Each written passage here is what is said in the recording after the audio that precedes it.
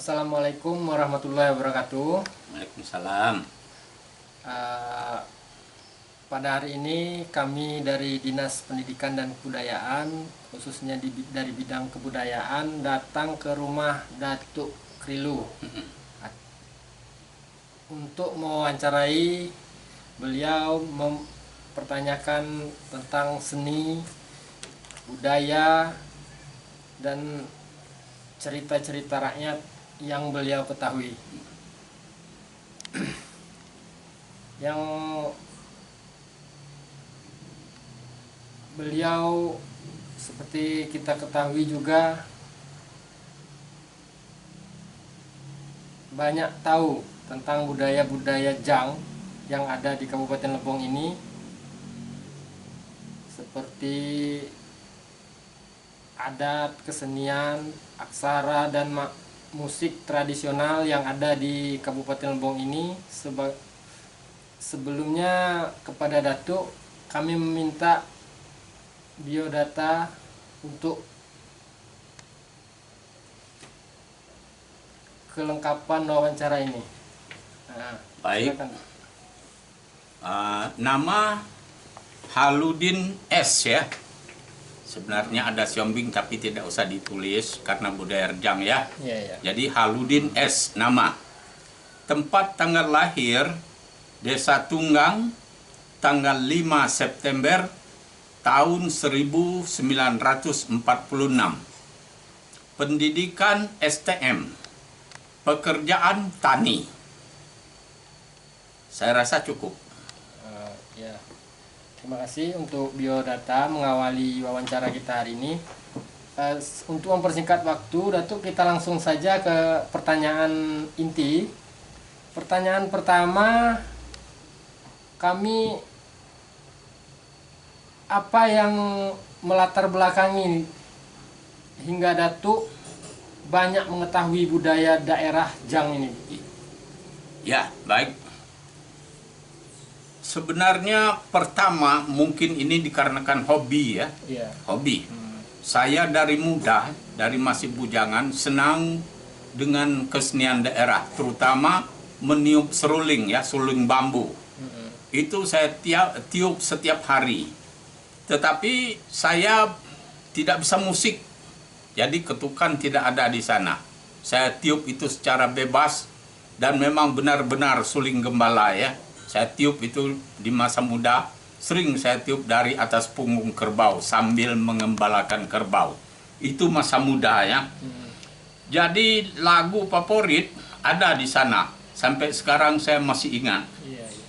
Lah lama aku terkenang padamu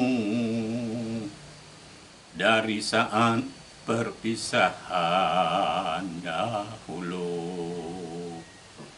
Saya dulu bersekolah di SR1, SD1 sekarang.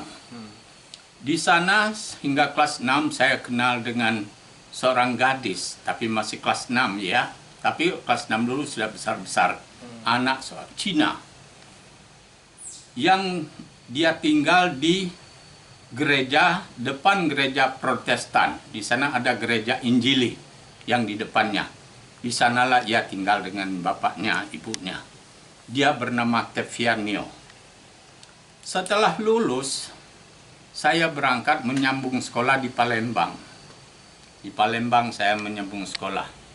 Pagi ketika saya lewat, sudah beberapa hari saya sekolah di Palembang, kami berangkat dengan sepeda. Saya lihat di tangga rumah, kebetulan rumah itu adalah rumah uak saya sendiri. Saya lihat seorang gadis duduk di tangga. Saya berpikir bahwa itu Tevianio, kawan sekelas saya. Tapi saya belum pasti, karena rumah itu agak jauh dari jalan. Saya terus ke sekolah. Keesokan harinya, dia menunggu saya di pinggir jalan. Rupanya dia sudah berkata demikian juga, ini Haludin. Dia tunggu saya di pinggir jalan. Jadi ketika kami lewat rombongan, dia tegur, "Din, kamu di sini, Din?" Saya jawab, "Iya, Tevianio." Saya turun dari kereta. "Tevianio, kamu di sini Kemana, mau apa? Kamu sekolah di sini juga? Oh tidak, Din. Kami mau berangkat ke Tiongkok, ke RRC, Cina. Woi, jadi apa kamu pulang lagi ke sini? Saya rasa tidak. Kami langsung tinggal di sana bersama orang tua saya. Kalau begitu, Tavianio, ini pertemuan kita yang terakhir. Ya, saya ucapkan selamat jalan ya. Semoga kamu di sana sehat, panjang umur, dan kamu sampai cita-cita kamu yang kamu inginkan. Saya juga demikian, Haludin, bahwa saya akan berangkat. Selamat tinggal. Ini pertemuan kita yang terakhir. Mungkin di lain waktu kita tidak akan bertemu lagi. Maka disitulah suling itu bergema. Lah lama aku terkenang padamu dari saat perpisahan dahulu. Tiada kabar berita, entah di mana alamatmu. Tidur tak nyenyak, makan tak nyaman, karena ingatanku selalu tertuju kepadamu. Bila Puspa Dewi rindu menjelang, taman asmara hati nan bimbang. Air mataku mengambang, teringat padamu seorang. Itu masih muda, sudah senang dengan kesenian. Setelah menikah, saya kebetulan ikut mencalonkan diri menjadi kepala desa di Tunggang. Dan ada calon 3 orang. Saya 1 orang mendapat lebih dari 50%. 2 orang di bawah 50%. Jadi saya menang mutlak. Di Undang-Undang Nomor 5 tahun 79, di sana ditulis kepala desa karena jabatannya merangkap menjadi ketua adat di desanya. Nah, dengan menjadi ketua adat ini saya banyak belajar tentang adat dan budaya. Saya menjadi kepala desa 10 tahun. Jadi banyak persoalan-persoalan masyarakat yang hadapi yang bisa kita selesaikan dengan adat. Terutama sengketa lahan, sengketa perbatasan, sengketa ada yang berkelahi, sengketa ibu-ibu. Itu kami selesaikan di desa. Siapa yang saya tarik?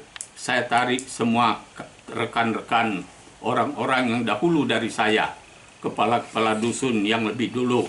Saya kumpulkan mereka, tokoh-tokoh adat, tokoh agama, kami panggil. Dan di desa ini ada ketua suku 4 orang juga dipanggil. Untuk menyelesaikan masalah ini kami bermusyawarah. Nah, dengan bermusyawarah bersama-sama, semua sengketa bisa diselesaikan di desa. Di sana kita kumpulkan orang-orang ini tadi, istilah desa melunguk kutai, dan orang yang sengketa pun dipanggil. Nah, di sana dicarikan jalan keluarnya. Hingga kedua merasa puas, kedua-duanya. Tidak ada, saya rasa, yang tidak menerima keputusan itu. Karena yang kita panggil tua-tua yang ada di desa. Selain dari itu juga, kita mempelajari hukum adat tentang pergaulan muda-mudi. Pergaulan muda-mudi. Seseorang atau keluarga yang akan menikahkan anaknya, kita perangkat desa, perangkat adat harus sudah mengetahui siapa yang akan menikah ini. Oh, anak bapak si Anu, seorang gadis ini. Dan itu sudah diketahui, terutama kita dengar isu-isu dari masyarakat. Ini perlu, butuh.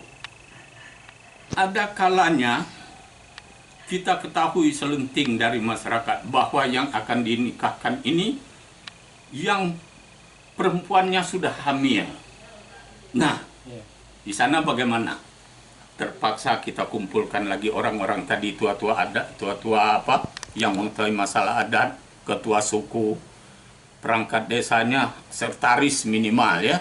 Sudah itu kepala-kepala dusun yang duluan dari kita.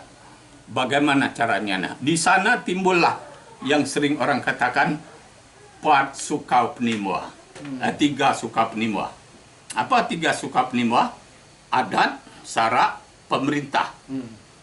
Ditanya dengan pemerintah, kepala desa, hukum bagaimana ini kira-kira?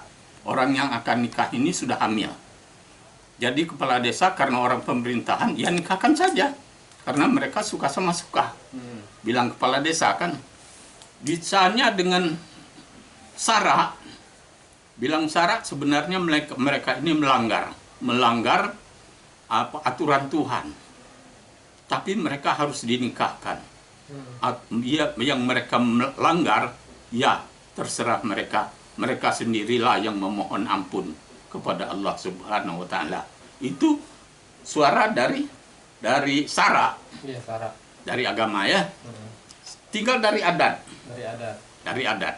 Apa bilang adat? Begini. Ini sudah melanggar aturan adat. Adat pergaulan muda-mudi. Dari adat ada sanksinya. Oh, jadi mendengarlah semua orang itu sanksinya. Dari adat orang ini dinikahkan. Tetapi tidak boleh dipestakan. Tidak ada pesta di sana. Tidak ada musik, tidak ada tenda, tidak ada undangan. Mereka nikah kalau perlu di KUA saja atau di rumah. Dipanggillah penghulu untuk menikahkan di rumah. Itu tidak ada pesta sama sekali. Itu sanksi adat. Maka masa-masa itu anak gadis yang sudah hamil tidak bisa diramaikan. Tidak bisa dipestakan. Ini juga yang menjadi pemikiran anak-anak gadis itu. Kalau mau nanti dirayakan akad nikahnya, ya baik-baiklah jaga diri. Kalau yang kurang baik, ya begitulah akibatnya. Tidak bisa dipestakan. Kalau tidak diketahui dia hamil, tahu-tahu baru nikah 4 bulan, 5 bulan sudah punya anak. Berarti diketahui bahwa dia sudah melanggar hukum. Anaknya waktu lahir itu tidak bisa, bilang orang Rejang bin Munin itu, tidak ada keramaian di sana. Al-Barzanji, apa separuh, itu tidak boleh. Anak itu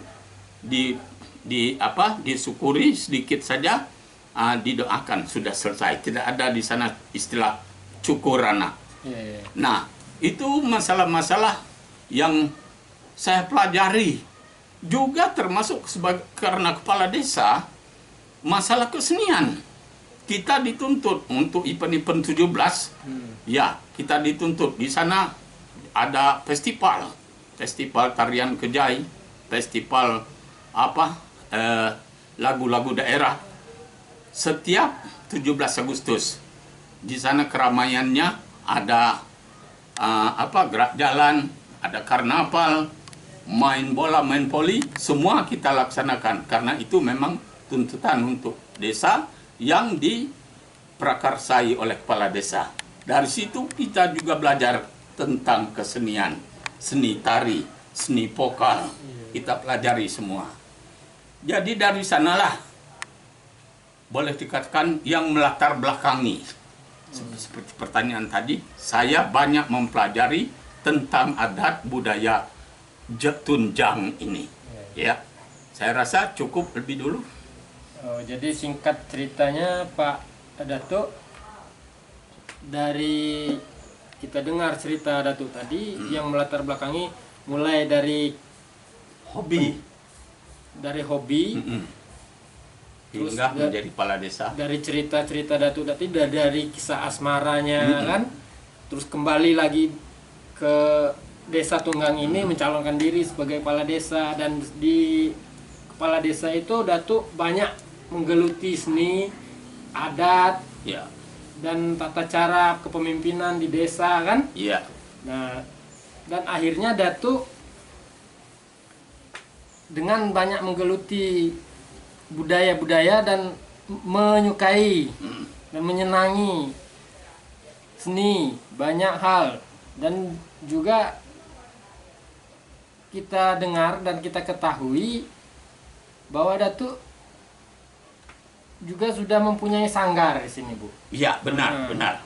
Saya tahun 2007 ya, tanggal 5 Januari tahun 2007 saya mendirikan sanggar. Itu dimusyawarahkan lebih dahulu. Hadir di sana kepala desa, perangkat desa, hadir bermusyawarah bahwa keinginan saya untuk mendirikan sanggar yang diajarkan terutama seni tari daerah yang tradisi, yang tari orang dulu bilang tari adat, termasuk tari kejai.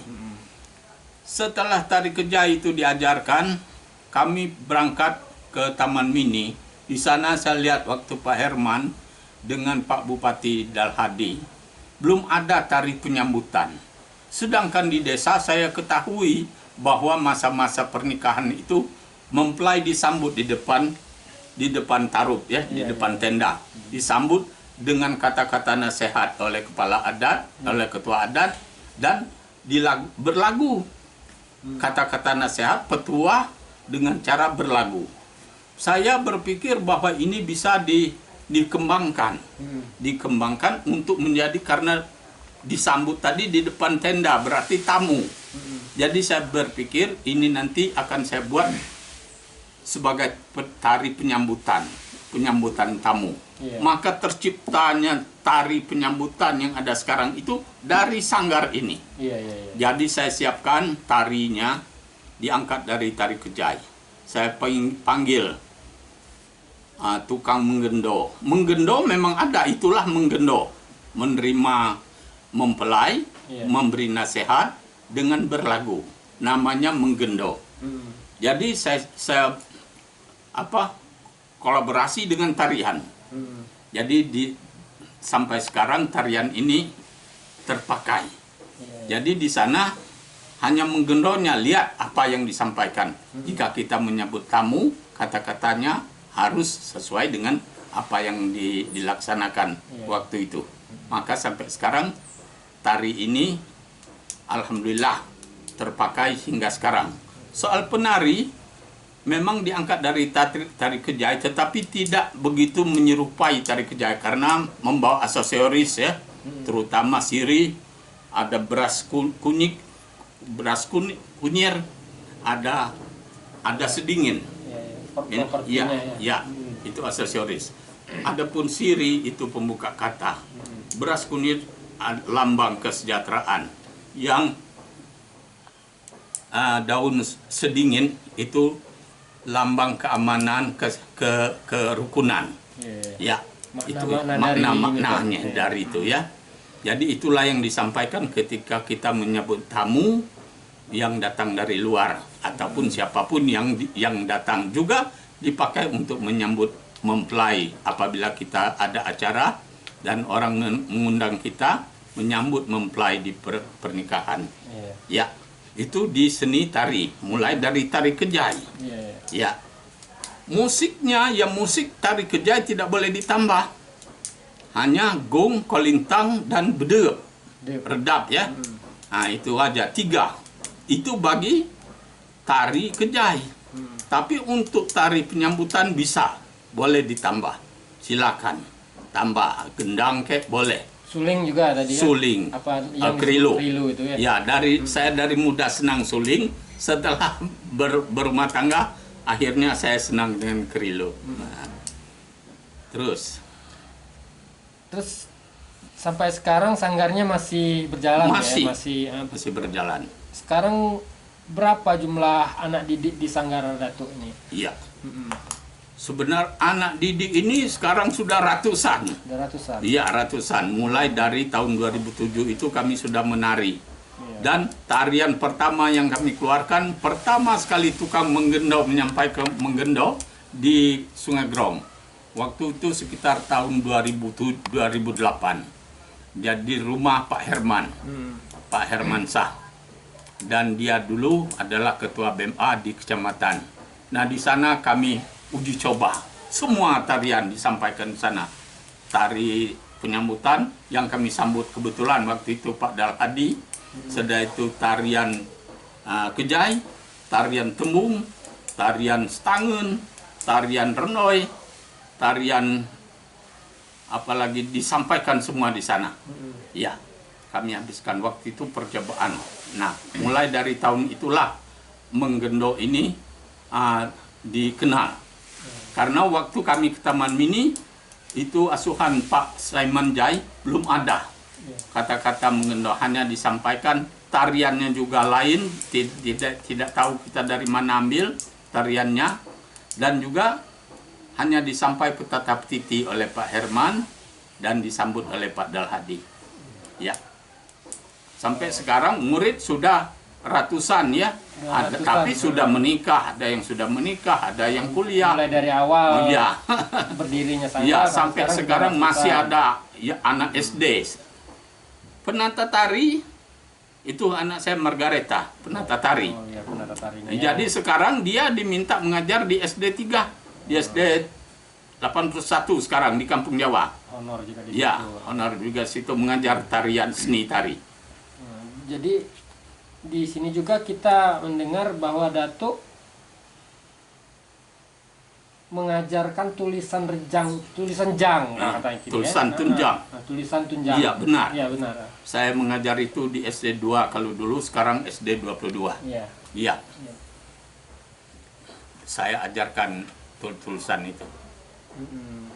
Datuk memahami dan tahu tulisan itu sejak kapan, Dok? Iya. Saya tahu sebenarnya karena hobi juga ya tentang budaya. Dari bujangan saya di Tunggang ada satu orang yang bisa tulisan tunjang ini. Namanya Mazari. Mazari. Ya, namanya Mazari. Jadi saya sering bertanya dengan dia. Yang saya ingat hanya satu, lain selain dari itu dia kurang bisa mengajar ya. Tulisan jang o patiak-patiak. Chua de gen gais lekung. Chua de gen gais berikok. Nah, itu cerita dia ya. Dibuat itu saya belum bisa hafal, dia sudah tidak ajar lagi, tidak ketemu dengan dia. Nah, gitu. Asal kalau ditanya asal tari tulisan jang. Begini. Orang rejang dulu, orang tunjang dulu, apa dia sudah bernama tunjang, tinggal di Pinang Belapis. Di Pinang Belapis ya. Jadi di sana waktu itu orang masih makan hasil-hasil buruan. Seperti kerbau liar, rusa, tapir, badak pun dimakan. Iya. Jadi bagaimana caranya? Kalau ditangkap kerbau liar itu dengan tali, tidak ada yang kuat, tali putus. Jadi mereka sudah berpikir lain, dibuatlah lubang dalam-dalam. Jadi kerbau liar sering lewat, di mana dia sering lewat, di sana dibuat lubang. Jadi ranjau. Jadi ditutup bagus-bagus, ditutup dengan daun-daun kering. Apabila ada kerbau yang terjun ke sana, dia tidak bisa keluar. Nah, kerbau itu sudah pasti ya liar. Di sana sudah ada ketentuan. Ada namanya satu yang tukang membunuh, Sang Munua. Sang Munua. Dialah yang membunuh itu. Dia harus lompat ke punggung kerbau dengan bawa kayu, memukul di antara tanduknya ini. Sampai kerbau itu lumpuh dan tergolek ya. Dipukul, tapi kerbau tidak tinggal diam. Dialah yang harus kuat pertahanan. Ya, ini terpilih orangnya. Orangnya terpilih dan sekarang kira-kira itu panitia ya. Dia disebut Sang Munua. Setelah kerbau mati diikat dengan tali, diangkat ke atas. Diangkat ke atas rame-rame. Waktu itu orang kan makan hasil buruan. Jadi rame-rame diangkat ke atas. Di sana kerjanya sang pengipang. Sang pengipang. Pengipang ya, kalau tahu yang memotong-motong ya. Basarjang pengipang ya. Sang pengipang. Dibukalah kulitnya itu, langsung dagingnya dipotong-potong, dihancurkan. Yang ada tulangnya dikikis. Supaya daging ini ya hancur. Iya. Setelah itu tugas sang penganyang. Sang penganyang ini memperkirakan. Ini memperkirakan besarnya ini untuk ketua. Sekian. Untuk dukun besarnya segini, sekian. Untuk guru sekian. Untuk guru silat sekian besarnya. Penganyang tadi yang memperkirakan. Ini untuk apa, jenang sekian. Untuk orang ramai sekian. Jadi sang pengagiat yang tukang bagi sering kewalahan karena orang biasa mengambil yang punya dukun. Orang biasa mengambil yang punya ketua. Jadi bagiannya tidak tepat lagi kepada sasaran. Jadi akhirnya begini.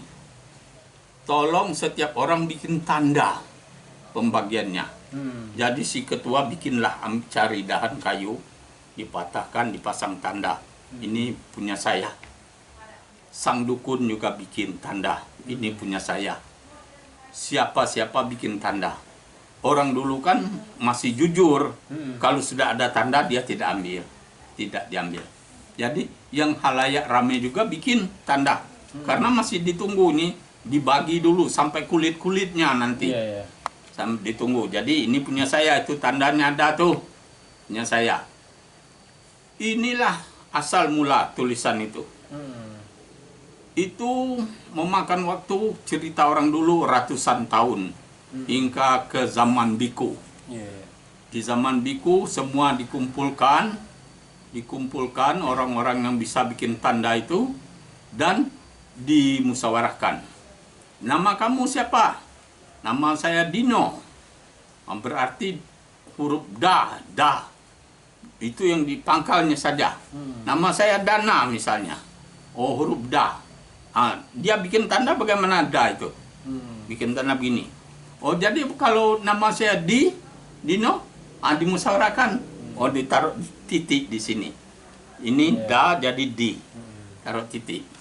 Jadi kalau Ra, misalnya namanya Rani.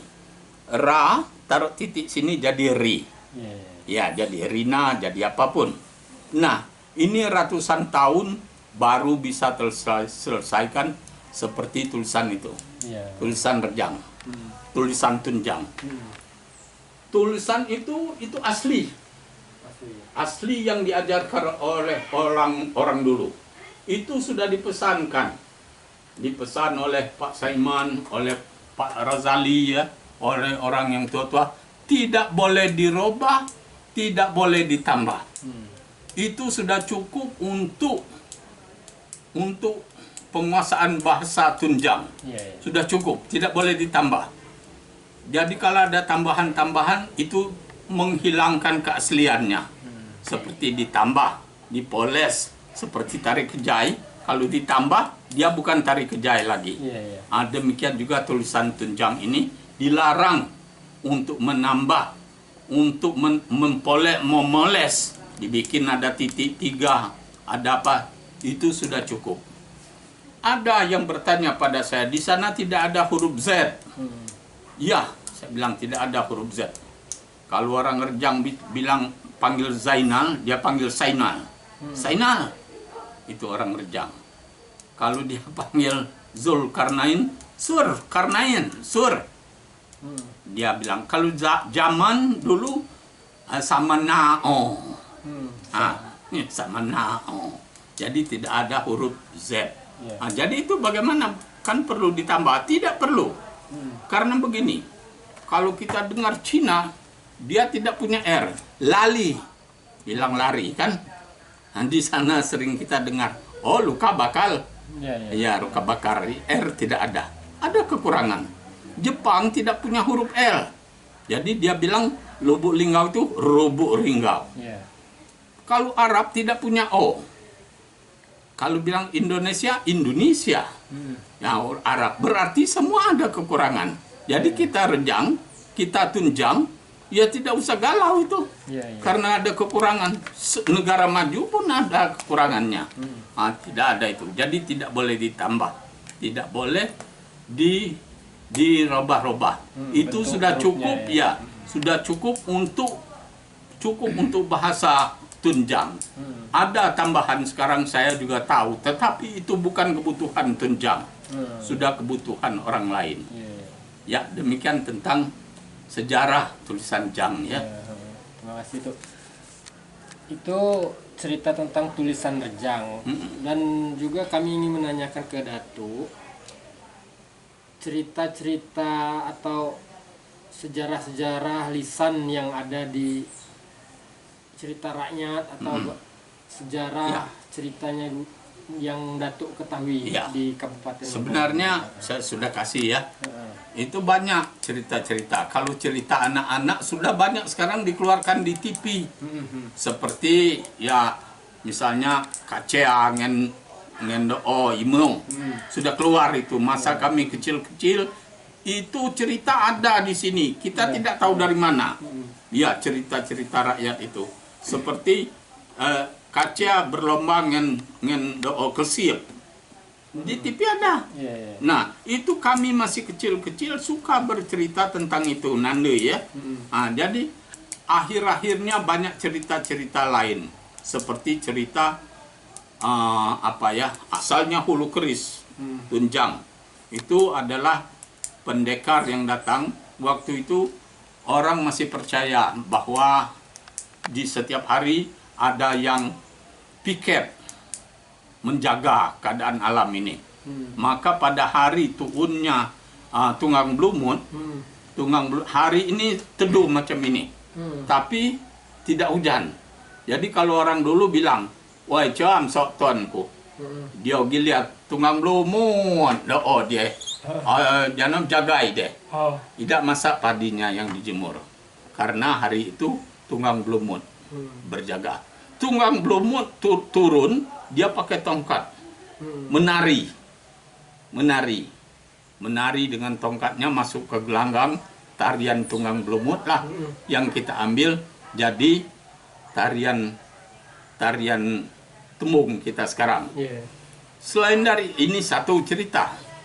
Selain dari itu ada lagi pendekar yang tidak berani memukul orang. Dia namanya Ratau Kesien. Ketika ada orang berkelahi, dia datang ke sana, dia pisahkan orang berkelahi ini. Tetapi yang emosi langsung menikam, mengarahkan kerisnya ke arah si Ratau Kesien. Dia berapa kali diarahkan, Ratau Kesien tidak kena keris itu. Dielak, tapi dia tidak balas. Akhirnya orang ini kehabisan tenaga. Duduk kehabisan tenaga, ditendang, ditinju oleh siapa? Dia Ratau Kesien tidak kena. Nah, sudah dia terduduk, dia bawa orang ini pergi. Tinggalkan orang itu. Itu namanya Ratau Kesien. Karena pernah sebelumnya dia melerai orang itu ngamuk kepada dia pukul langsung mati. Sekali pukul. Setelah itu dia tidak berani lagi memukul orang. Dia mengelak saja. Akhirnya namanya dibikinlah nama Hulu Keris. Tunjang. Dia ulau is Ratau Kesien. Dan dia Jawi Demem.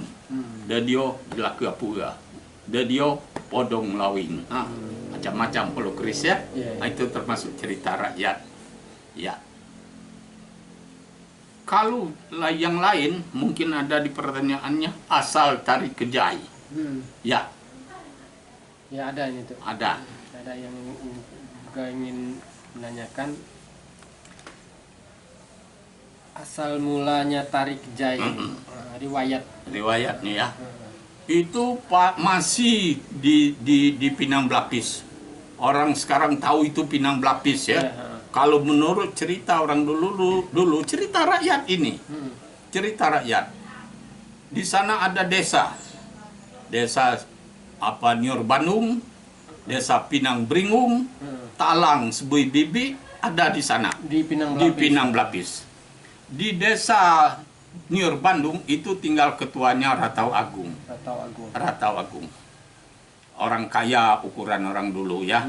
Sawahnya banyak, ternaknya banyak, kolamnya banyak, kebunnya banyak. Tidak tahu berapa banyak. Tapi ukuran orang dulu, dia orang kaya. Dia sudah berusia lanjut, tapi tidak punya anak. Tidak punya anak. Berarti harta yang banyak itu dia masih merasa kurang. Tidak punya anak. kalau kita cerita asal tari kejai, kita harus cerita ini asal mula tari kejai ini. Ya, cerita rakyat ini juga seperti tadi Hulu Keris, kita ceritakan dulu siapa. Jadi akhir-akhirnya dia bertemu dengan seorang pintar dukun. Orang itu memang orang pintar yang bisa menghubungi kira-kira antara dengan orang-orang gaib dengan 2T. Jadi bertanya, bagaimana caranya kami ingin mendapatkan anak. Kalau orang sekarang kan diambil anak orang. Nah, kalau zaman dulu dia masih tanya dengan orang pintar bagaimana caranya. Orang pintar ini meramal sampai 3 hari. Meramal bagaimana caranya Rata Agung meminta anak. Setelah 3 hari dia datang pada Rata Agung, dia bilang, saya sudah meramal permintaan Datuk.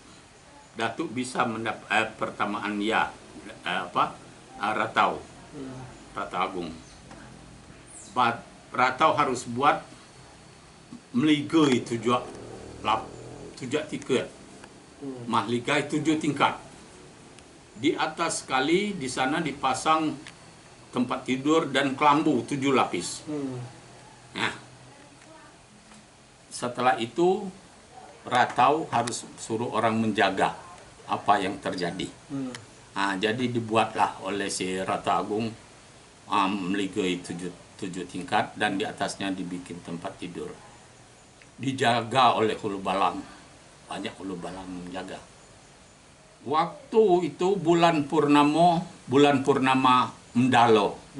Tahu? Tidak tahu apa, Mendalo ya? Tidak, Pak. Bulan sedang itu dikelilingi seperti pelangi. Pelangi yang mengelilingi di atas itu. Di tengahnya bulan. Nah, itu Mendalo bilang orang Rejang. Mendalo bilang Tenjang. Jadi waktu itu terdengar anak oleh Hulu Balang ini mula-mula jauh. Sudah itu dekat, langsung hilang di atas balai. Suara anak itu menangis. Jadi dia bilang dengan Rata Agung, ada kami dengar aneh. Anak kecil, mula-mula jauh bunyinya. Sudah itu mendekat dan hilang di atas balai. Nah, naiklah Rata Agung ke sana. Di sana ia dapati anak. Nah, dia datang ke sana, anak itu menoleh dan tertawa. Disambutlah oleh Nyi Penanti, istri Rata Agung. Disambut, dibawa turun ke bawah. Anak ini diberi nama Bujang Tunggah. Cuman sendiri kan, Bujang Tunggah. Ini sebab maka diceritakan karena tari kejai ada yang menyebutnya ini tari diwo. Jadi untuk mencukupi orang bercerita bahwa itu tari diwo, inilah ceritanya. Bahwa yang turun ini pertama anak Rata Agung ini anak diwo, anak 2T. Diturunkan untuk dipelihara oleh Rata Agung. Setelah dewasa, dia minta izin dengan Rata Agung ingin mancing. Mancing katanya. Bilang Rata Agung, kalau mau makan ikan itu di kolam ada. Mau makan apa? Mau makan kerbau, silakan ambil kerbau. Buat apa kamu pergi mancing? Jadi bilangnya, saya ingin makan hasil saya sendiri. Ceritanya. Jadi pergilah. Bawa Hulu Balang, bilang Rata Agung, dia tidak mau. Saya sendiri pergi. Pergilah ke Talang Sebui Bibi. Di Talang Sebui Bibi, dia mengitari talang itu, ketemu pemandian ya. Kalau istilah Tunjang, pacua 7 balung. Pancuran 7 pancuran. Dari bambu besar dan di bawahnya air tenang. Pemandian. Di sekelilingi taman bunga. Jadi dia bertanya kepada Sebui Bibi, api temuan do. Kakak menayo. Kebagus Ijai apa bilang Sebui Bibi, woi kau do Bujang Tunggah tuan baca de moi mini mak madat de tuan skilik skeeng cho moi mini biok kau sapu idi au dana do api temuan do temuan kakam nai anok 2T anak dua te namun situ unai bini. Dia tengen situ unai dong ade gunia. Pelangi. Pelangi. Dong ade gunia ujian panas na do anak dua te ko tu unai. Mak nge alam mau sangau malem mas bibi lop mod do plak do gunia. Lok kemulia anak do anak dua te dewata. Dewata dua te. Jadi simbin keweai na upan na dulang istilah tu na obah. Dulang casi upan do nanti biat labuan bio. Labuan nanti mini ngen dapatkan. Ulah nem ngewea kalot unian no. Cuman cek ten ku ni unian. Dong gunia jijai sia sapui. Datang. Pelangi sedang bersinar. Hujan panas. Bujang tunggal datang memancing. Si kemliaknya nanok diwo tuun. Anok dua te. Tuun. Dan pas bajau ne tinggal do aku madak sahan tuun nai. Bujang tunggal moy pad ade de cemritoi jalan nok putia. Mo bajau udah paling bah. Bajau ya bajau tebang. Mo paling bah. Semua ikan kakang memea. Waktu tu boleh belek tujuh basua yo. Nyato bajau tebang de yang bungsu itu tidak ada lagi. Nah, jadi puas cari tidak ada. Akhirnya si bungsu ini menangis. Nangis dicarilah ke hilir. Ketemu dengan orang mancing ini. Woi, warang. Mama, adekku mau kemliak bajau monon.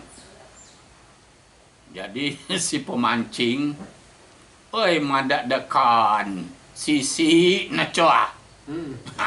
Jawabnya, madak dekan, sisi nacoa dia. Kasih doot nanya ku mama, bajau ku monon, adek ku mau kemliak, mak ku mau tekliak bajau monon. Nanti ku miai kan nilai milot, nanti ku milot kan nilai miai dan lah dulang kelabuan. Labuadi nilai kan. Ija bila biperbak gunulung nak kewana. Ukul belek dia. Pada bujang tunggal saya mau pulang. Kamu siapa kawan kamu di hutan ini? Nah, anak gadis ini menangis. Akhirnya anak gadis ini diajak. Namun cuagen kuatnu, ya ikut dengan saya. Saya mau pulang. Dititipkan di pondok sebibi ini. Gadis ini. Ditanya namanya apa ditanya namanya ibunya ada yang kernik Krikam Manis nama gadis itu. Jadi berulang-ulang si bujang tunggal datang ke pondok SBBB. Akhirnya orang tuanya curiga, siapa itu, ngapa dia ngulang-ulang sana. Disuruhlah orang lain menyelidiki, ketahuan bahwa dia ada seorang gadis di situ. Nah, akhirnya Rata Agung minta bawa pulang gadis itu. Sebui bibi tolong antar gadis itu ke rumah. Diantar. Nah, ini anak dua T. Anak dua T, Rata Agung juga anak dua T. Si bujang tunggal juga anak dua T.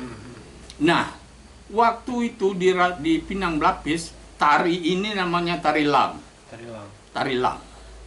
Diajar oleh si Krikam Manis, mengajar tari lang, diajar. Setelah itu ada perjanjian pernikahan, dia nikah ya, tidak boleh mengulangi, mengambil cerita bahwa gadis ini tidak tentu orang tuanya diambil dari dalam hutan, itu tidak boleh dibilang.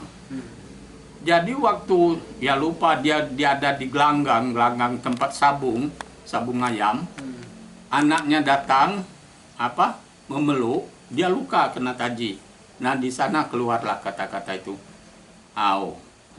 Boknya tu madak mak mau indok cata kakak do tentuai mau nak ba imbob cua. Anaknya tahu cerita dengan Krikam Manis. Akhirnya Krikam Manis menangis dan namun si madak dia terbuka jalan pulang. Akhirnya didapat di dalam bambu, di atas bubung, baju. baju terbang itu yang terbuat dari rambut. Disimpan di atas bubungan. Nah, dibawanya lah anaknya ini berangkat pulang. Bisa terbang. Nah, setelah sampai di Benawar Keling, tempat orang tuanya, dia dilamar oleh Raja Preman. Tidak berani nolak. Jadi dia buat permintaan, minta dibikin kejai 9 bulan, bukan sedikit. Dikirimlah surat dengan Bujang Tunggal, kalau masih ada rasa sayang, jemput kami atau datang ke tempat kami. Jadi Bujang Tunggal berangkat. Singkat cerita aja, ya. Sampai di sana dia berperang melawan si Jatung Pandan yang melamar ini. Akhirnya Jatung Pandan kalah. Waktu sebelum perang itu Bujang Tunggal sudah datang ke tempat Kejai. Di situ namanya Kejai. Jadi sampai di situ ada kawan-kawannya. Jadi yang menyampaikan, Burung Binang menyampaikan kepada Krika Manis, adetun nio Krika Manis turun. Kada ngentun nio ukulak mambuit simnaai. Jadi si Burung Binang turun menyampaikan itu. Akhirnya turunlah Krika Manis menari dengan Bujang Tunggal. Waktu menari, Jatung Pandan melempar Bujang Tunggal dengan keris kecil. Tangan begini terjepit di sini keris itu. Keris Jatung Pandan yang duduk, tidak ada orang yang melihat. Dia putar tangannya begini, keris berderai jatuh ke lantai. Cuman Krika Manis yang lihat, istrinya. Setelah dia melihat itu, rasa takutnya semua hilang. Takutnya semua hilang. Dia sudah tahu bahwa yang temannya menari ini adalah suaminya. Tidak akan gentar melawan si Jatung Pandan. Akhirnya Jatung Pandan bisa dikalahkan oleh si Bujang Tunggal. Nah, tarian inilah di sini dipakai untuk tarian Kejai. Waktu pulang ke Denio Tanak Ninjem, tari itu bernama tari Kejai. Nah, sebelumnya tari Lang. Jadi kalau orang ada yang menyampaikan bahwa ini tari anak Diwo, memang betul. Anak Diwo tarian. Awalnya tarian ini ya, tarian Lang. Tarian Lang, ya memang melihat Lang. Nah, jadi waktu keluar dari ke pentas ya. Ya, ada tundi dah. Jangan tarian keluar tak ada Kejai semana ini dong dak laman. Dak laman itu apa ya? Dak laman dia ya ngeliwang nak teko dak laman. Ngeliwang burung seke ngeliwang. Dak laman memperhatikan situasi. Itu diceritakan. Jadi itu cerita awal ininya tari Kejai. Tari Kejai, ya. Kalau dari jumlah penarinya ini ditentukan sebenarnya dari dulu. Tapi kalau dulu menarinya begini ya, tarian ini akhirnya menjadi tari yang sakral, yang tidak boleh dirubah-rubah, sama dengan tulisan.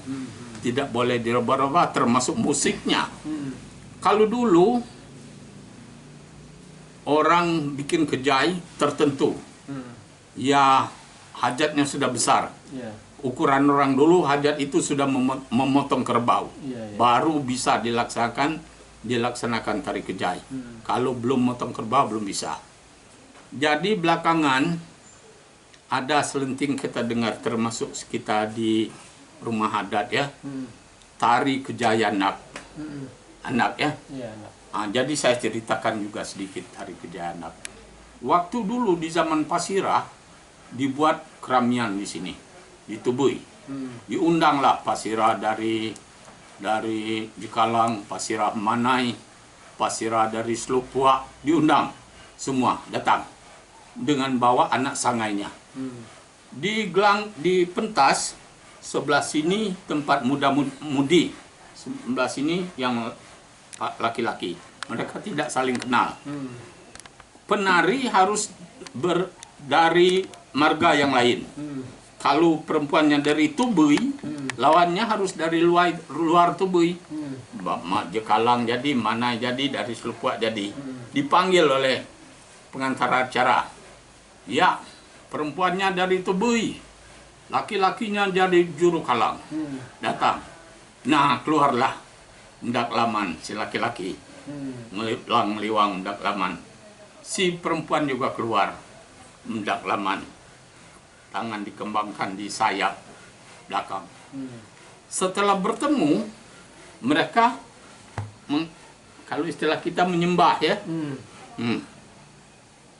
Kalau perempuan ini menyembah dan dia menolak, berarti dia tidak mau dengan ini, orangnya kurang ganteng. Karena tidak kenal kan. Kalau dilihat tangannya ini, musik berhenti. Musik langsung berhenti. Lengit peki kelitang limai. Hilang cetung redap sebuah. Karena lawin nulok. Sudah. Suam naai gai daluin. Setelah bikedau kilan naai, timuat do ta ais lawi caklongon. Nyai mot sapui bak ketuai batin semua nyamui samui anak. Mujang lawan gadis dan samui anak. Doa ombot semulut ongklongon. Setelah diketahui bahwa dengan ai ombihamnya. Jat mot 36 klongon. Mulai kunidi taai jang nyoca buliak tun binika. Si harus bujang gadis. Iobas cerita de taai kejayana. Ade anak enano samui. Samui de mot hawi oklongon. Mentai kejay baik just pakai anak. Bo ada anak ada masalah. Ya. Lain masih ada? Mungkin masih ditarik kerja ini dari itu. Dari tadi saya tanyakan jumlah penarinya. Jumlah penari. Satu orang sepasang hingga 4 orang. Iya, 4 pasang. 4 setel. Laki-laki 4 perempuan. Itu terbanyak. Itu paling banyak. Ya. Nggak bisa lebih. Nggak bisa karena ukuran orang dulu mungkin karena gelanggangnya ya, karena apa pentasnya ya. Ya, tapi yang biasa disampaikan sampai 4. Ya. Yang kebanyakan 1. 1 ini kalau sudah apa? Sudah setuju, dia senang dengan cowok ini, nanti di lain waktu ketemu bisa jadi jodoh. Itulah namanya termasuk juga pergaulan muda-mudi. Ya, orang dulu ya bergaulnya begitu, nggak bisa saling ketemu tiap hari, nggak bisa. Mungkin sebatas ini dulu, Datuk. Informasi yang kami sampaikan ke Datuk, beberapa pertanyaan, dan Datuk sudah jawab panjang lebar, bercerita. Dari ini kami dari Dinas Pendidikan mengucapkan terima kasih banyak. Informasinya, mungkin cerita-cerita Datuk nanti akan kami kembangkan dan akan kami cari lagi, gali lagi informasi-informasi. Saya juga senang ya. Dan sampai sekarang cerita-cerita ini kan sudah banyak mulai hilang dari masyarakat. Dan ini kami dari Dinas Pendidikan ingin menggali lagi, mencari cerita-cerita yang ada di Kabupaten Lempong ini. Dan sekali lagi kami dari Dinas Pendidikan mengucapkan banyak terima kasih dengan itu. Saya juga mengucapkan terima kasih ya, karena begini ya, saya sering bilang ilmu kalau kita kasihkan kepada orang ia akan bertambah. Ilmu akan bertambah kalau dikasihkan kepada orang. Ilmu tidak bisa hilang dicuri orang. Ilmu dia akan utuh kalau disimpan, tidak memakan tempat. Jadi sekarang saya kasih ilmu, berarti ilmu saya yang bertambah. Benar. Mudah-mudahan ini ya memang sudah langka ya, sudah hampir hilang. Begini, masih ada cerita sedikit-sedikit kita ngobrol kosong ya. Kita lanjut. Dahulu ada Sab'ah menyanyi hingga rekaman ke Palembang. Apa bilang orang aja si nyanyi jang biar nah algaul gapalawang Ya, termasuk juga Jarul. Patah nambe jam. Gaunal gau pat lawang. Menai tuntubui jekalang manai mada. Jasi salah tak ai ne. Tak ai jang tak ai kejaya. Menai tun jekalang pada selupuak jasi knoni ngan. Tak ai ne ambien Sudah itu baju. Aku baca oisos baju adat dia Aku dah oisos baju adat dah. Casi baju adat. Hingga sekarang casi kuta. Casi sehingga kita tidak tahu yang mana baju adat. Tidak tahu. Sedangkan kita nadak tuan suka grot. Tidak tahu yang mana baju adat. Karena kita saling tuding. Jadi tidak bisa orbit. Tidak bisa orbit, saling menyalahkan. Jadi siapapun yang mendengar, bukan ini. Yang itu dengar, bukan ini. Akhirnya tidak kelihatan budaya kita tunjang. Kalau dia budaya lihat suku Asman, tidak ada baju menari sudah di TV. Tunjang itu mana? Karena ini tadi baju adat sampai sekarang belum tahu yang mana baju adat. Nah, saya minta nanti saya bikin sedikit lagi motifnya. Kita minta segera patenkan tari kejai, baju adat, seni musik, tradisi, krilo menggendo, patenkan. Biar orang luar tahu. Lah, kita dengar aja. Di sana tari saman sudah keluar negeri, di Aceh. Di Padang randangnya, randang sudah keluar. Di Batak tortor, kita belum. Nah, saya minta nanti dari berpikirlah ke sana dari pendidikan dan kebudayaan supaya budaya kita ini bisa keluar. Nah, itu.